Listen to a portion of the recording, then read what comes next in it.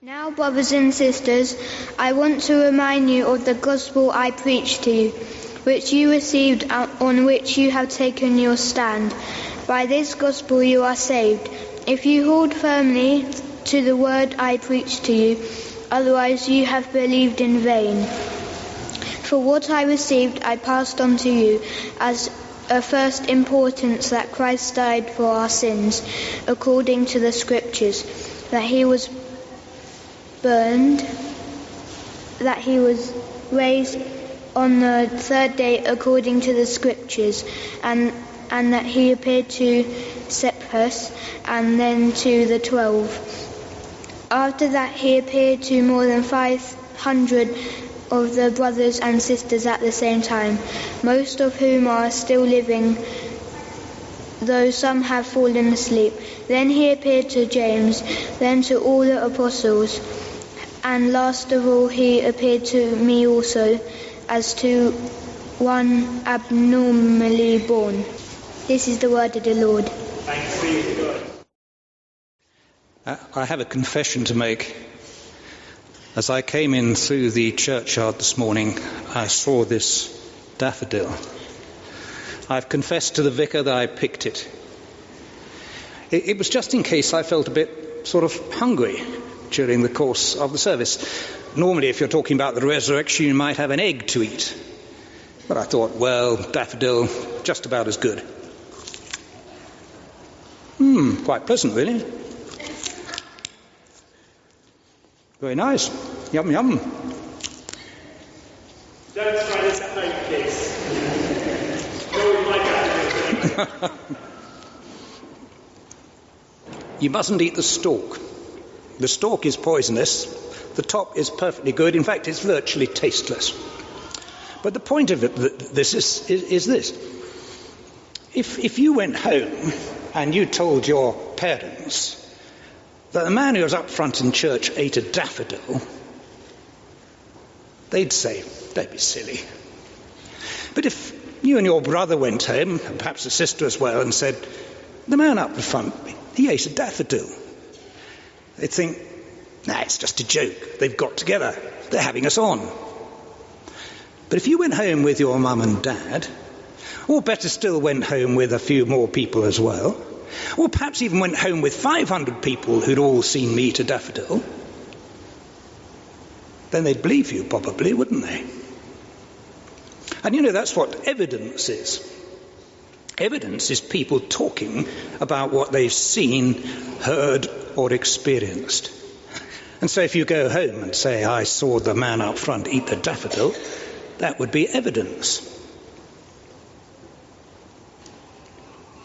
A lawyer, a judge, a jury have to look at evidence, and they weigh it up to decide whether it's true, whether it can be relied on, and you look at contrary evidence and you weigh it up and you come to a conclusion. So as I used to say to juries when I was summing up a case and asking them to come to a conclusion, look at the evidence, weigh it up, take that which you think is reliable and accurate, and draw inferences from it. And when I say draw inferences, what I mean is come to common sense conclusions on the basis of it as to what is true.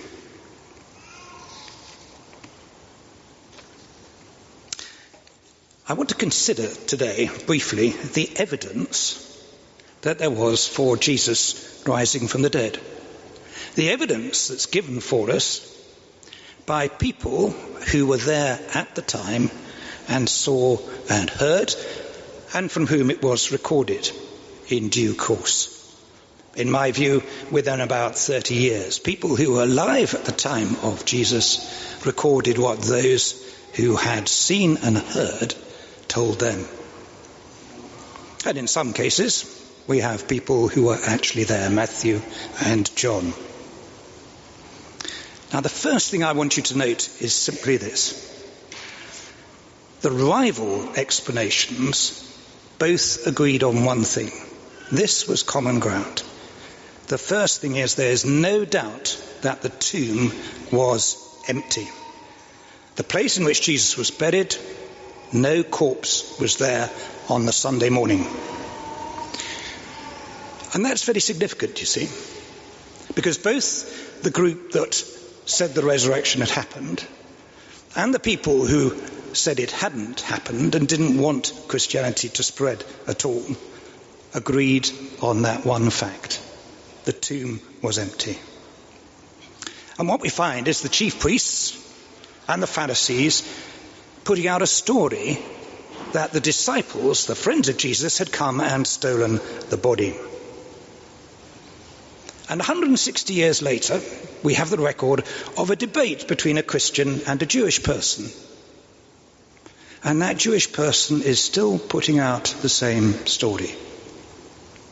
The body was stolen.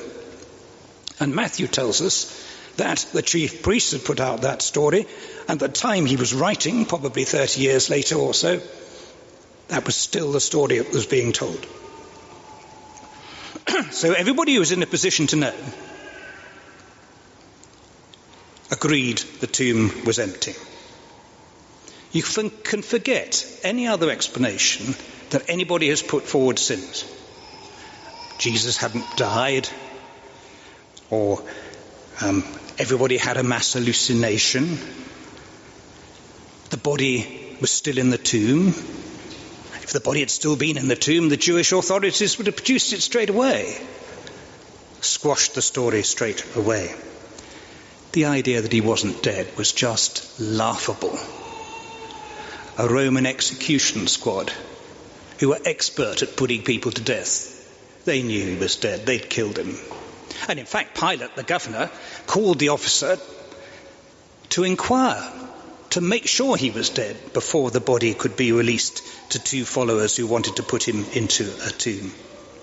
So I just want to explore with you for a moment what a Jewish burial looked like. And in particular, what Jesus' burial consisted of. So he was put in a tomb, a private burial area. And this was a tomb hewn into a rock. It might have been a cave, which they hollowed out a bit more, but it was within the rock. And inside, they either had one chamber or two. But certainly in one of the two chambers, there'd be shelves down the side where bodies were put. Not usually just one body, because they tended to be for families. But this tomb had never been used before, so Jesus' body would be the first one to be put on one of the shelves in the chamber. And the hole in the rock was sealed by a large stone, either like a stopper for a bottle, or with a huge stone like a mill wheel. And the mill wheel would run in a groove down from one side, down the groove towards the bottom, the deepest bit, immediately in front of the hole. And that type of stone would be at the top and held in place by a little block, which they'd pull out so the stone could roll down in front of the hole and block the entrance. The hole would be about 4.5 foot, 5.5 foot in diameter, something of that kind. And a wheel, a stone mill wheel of that kind, would weigh something like 1.5 tons. Pretty difficult to move. Now, when the Jews buried people, what they'd had was a particular ritual that they followed. They'd wash the body, they'd lay it out with the feet towards the door, they'd wash the nails and cut them, all the time reciting verses from the Jewish scripture, Old Testament. And then they'd take the body and they'd cover it with aromatic spices. This is not embalming like the Egyptians, but simply spices to allay the smell of decomposition. And they take burial wrappings, 2 or sometimes 3, and wrap the body. And as they did so, they would put these spices in between the wrappings. And the spices would be ground into powder with aloes and myrrh, a form of gum from a tree, so that they stuck together. And so these pieces would be wrapped round with this sticky, nice-smelling stuff in between each layer and the body. So all the wrappings would stick to one another and to the body. And separately, there would be one round the head.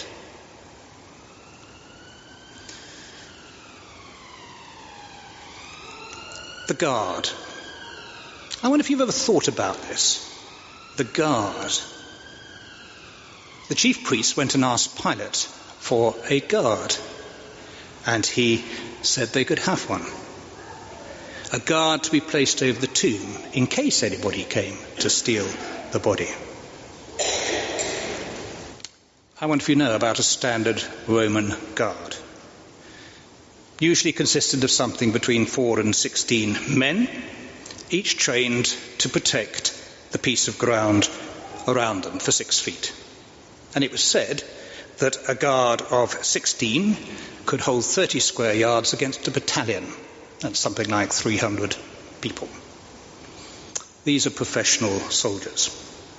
And when they're on guard of a particular doorway, for example, what they would do with their 16 men is they'd take 4 who would be awake and on guard for 4 hours at a time. And the other 12 would sleep with their head towards the door in semicircle around. So that anybody approaching the tomb would not only have to deal with the 4 guards who are awake, but have to make their way through the sleeping bodies of the other dozen who were around the tomb before getting anywhere near it. And the punishment for a guard who fell asleep or who deserted was not just death, but a rather unpleasant death. They'd take your clothes off you, use them for kindling, and burn you. And if they weren't sure who it was, who had fallen asleep or deserted, well, they'd just pick one anyway, just to teach everybody a lesson. And a seal, we're told, was placed across the front of the tomb. A seal was a piece of rope, and at each end there was not wax as we have it, but clay. And in the clay was placed a stamp. In this case it would be the stamp of the Roman emperor, because it was his troops and his authority. And if that seal was broken, then because his authority was in issue, the person who was responsible for breaking it would be crucified upside down. Sunday morning, the seal is broken, the stone has been rolled away, the tomb is empty, and the grave clothes are lying in 2 different bits, stuck together, but in 2 bits, folded as it's described. What happens to the guards? They're never punished. The Jews didn't complain to the Roman authorities about them, and in fact they paid them. They paid them to tell a story. They paid to tell them. They paid so that they would tell the story that Jesus' friends had stolen the body. The very thing that would have got them into trouble with the Roman authorities. And the chief priest says, don't worry, we'll square it with Pilate, with the governor, and anybody else who asks. And what happens then? There are plenty of people around who say they've seen Jesus around, walking about, alive. So where's the truth lie when you look at the evidence? The priest's story or the resurrection? The best that the priest could manage was that the guards had fallen asleep and the disciples had stolen the body. But the idea of all the guards falling asleep who are on duty is pretty silly, isn't it? The idea that the disciples could have found their way through 12 people sleeping before getting to the 4 supposedly asleep at the doorway, noiselessly pushed the stone back, entered the tomb, taken the trouble to unwrap all the sticky wrappings, leave them in 2 separate piles, walk out with a body, and disappear into the night without disturbing anybody. And what I want to finish with is this. Think about the witnesses. One of the things that I always used to say to juries was, have a look at the witnesses. Are they reliable or aren't they? The records that we have of the witnesses' evidence, these are of people who followed Jesus, for whom truth was one of the most important virtues. One of the things of the highest value. They were men and women who thought that integrity and honesty was vital. And who are the first witnesses? The first witnesses to Jesus being alive? Well, actually, they're the very people whose evidence wasn't admissible in a Jewish court. It's a bizarre thing, or so it seems to us today, but the evidence of women was not admitted in court. And yet the first people Jesus appears to are ladies. So no one was going out their way, were they, to make up a story that was likely to be believed by others by getting the most reliable people they could start off with, the people whose evidence would be accepted. But we have read for us all the people who saw Jesus. We have Mary Magdalene, we have the other Mary, we have Salome, who may well be Jesus' mother's sister. We have Peter, Cephas, as he's described in the reading we had to us. We have James, Jesus' brother.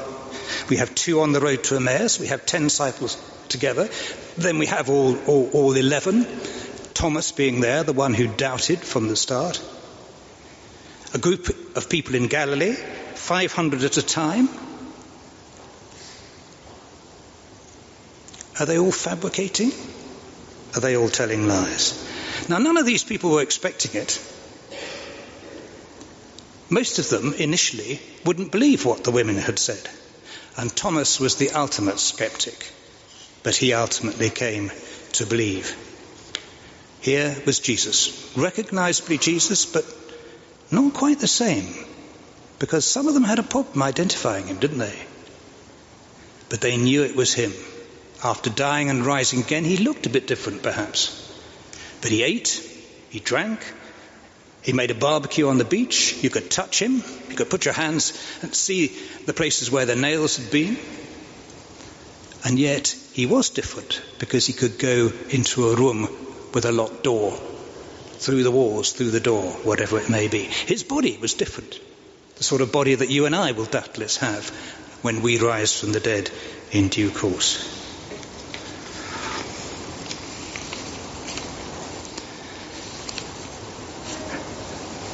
Where does this leave us at the end of the day? Whose story is likely to be correct? Examine the evidence. Whose story makes sense? What explains the empty tomb? And what explains not just what the disciples became from terrified, frightened, depressed people who thought that Jesus was dead, the whole thing was over, to people who were prepared to die for the truth that he was alive within a matter of days, to 3,000 odd people becoming Christians in a matter of weeks, people who'd been around at the time in Jerusalem probably some 6 weeks earlier, and millions of people since who say they have met the risen Jesus in their own experience. An empty tomb, a man raised from death, and obviously someone more than a man. Not an ordinary mortal man, but God himself involved in human life and death, whose death and resurrection are of cosmic importance, the most important event in the universe. And not just cosmic, but personal. Because if it's true, then we had better listen to the claims of Jesus and respond to them.